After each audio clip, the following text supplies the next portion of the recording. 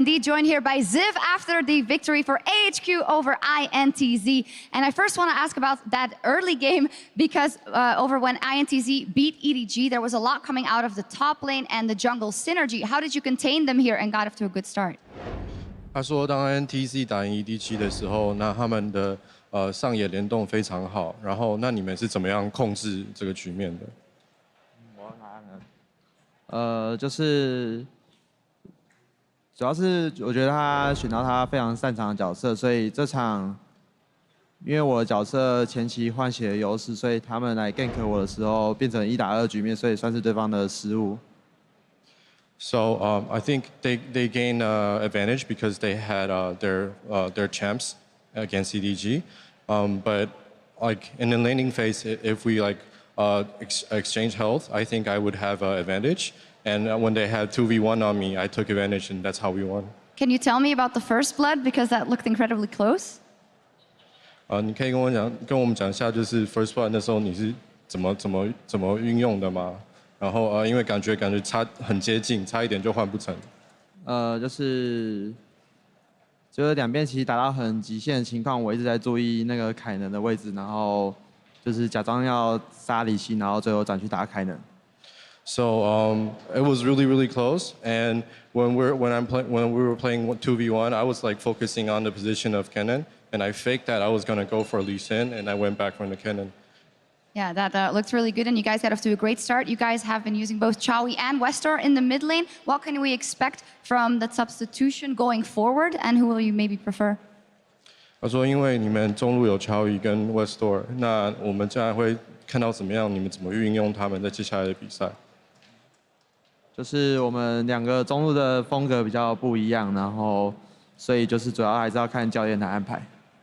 We have very distinctive style of mid laners, so it's really based on what the coach's call is. All right, and finally, the LMS has gotten off to a rather slow start in the beginning of the tournament, 1 and 3 before this game, now 2 and 3. Why do you think the teams are having a bit of trouble starting up? Now you do have 2 victories on the board.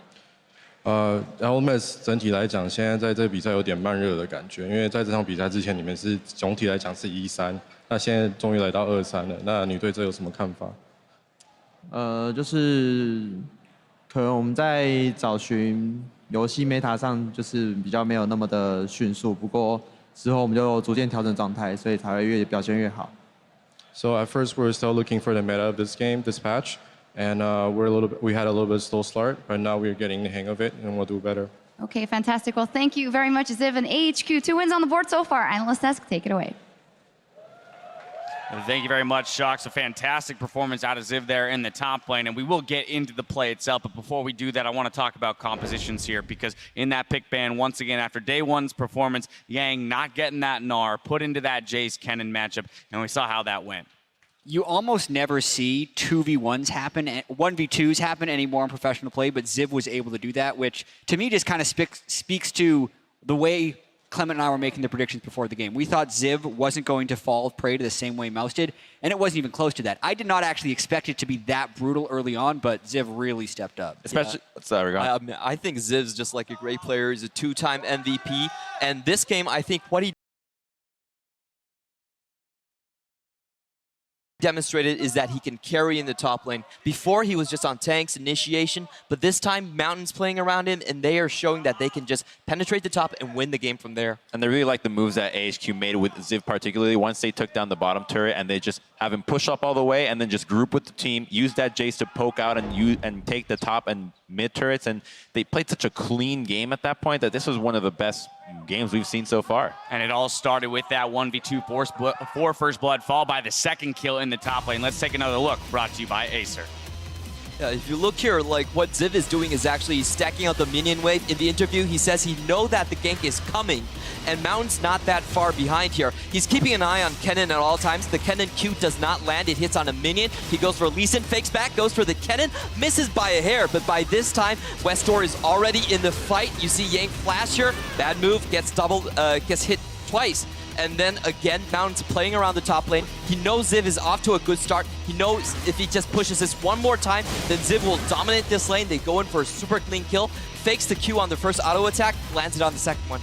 And from there, you can see they actually closed out the game pretty well. The overall game time only being 35 minutes. They had a 7,000 gold lead at the 20-minute mark. So this really was some devastation by AHQ over INTZ. And while I'd like to give a lot of the credit towards AHQ being able to play cleanly, they took a lot of skirmishes that you'd look and say, why is this fight happening? But every time that they took it was around objective. So even if they lost a fight, they were still able to convert that. We saw them being able to take down multiple turrets, even a base turret just because of that. But on the other side, INTZ, their vision controls is completely abysmal, and I have to attribute it to the fact that there was no red trinket from Revolta at any time. I think that's the big takeaway here for me, at least, is looking at AHQ having a very clear understanding of how to win with their composition. They have a poke composition. They're not going to give themselves the opportunity to be Kennen flanked, Lee Sin flanked, and lose a 5v5 fight. They're just going to play around the objectives, play it slow and smart. That's exactly what they did. Yeah, and I think in a bigger picture perspective, thank goodness for AHQ, because they make more sense than anyone else in this group.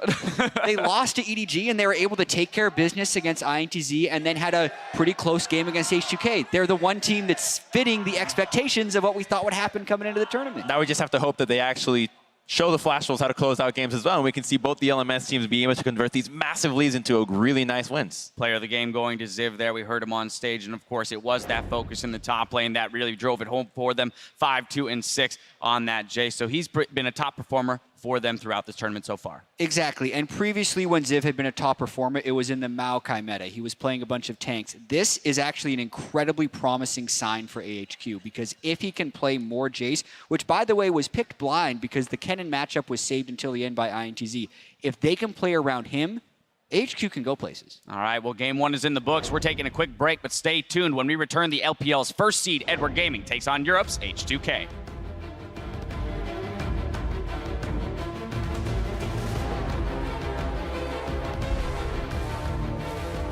Já casa quadrada lineup.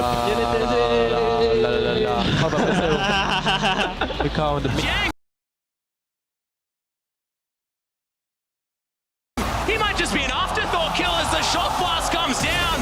Will the Marcus got good flash, but Westor's turned up and is gonna get the first blood. Revolta is underneath them. Oh, good Q. He's still looking for it. Fair bit of damage now as the kicks not flying off the minions. They're not there, and Revolta, he's gonna be taken down. Tokka's heading around as well as Revolta getting chased by the cat and the cow. Joster over the wall. Westor, he's going to be taken down, but Ziv's going to get revenge. AHQ only able to get one so far as Arn gets kicked back. Revolta trying to do the impossible, picks up the kill. 打的，他们神女没大，小心凯能上去打，上去打，剩3只，凯能进场。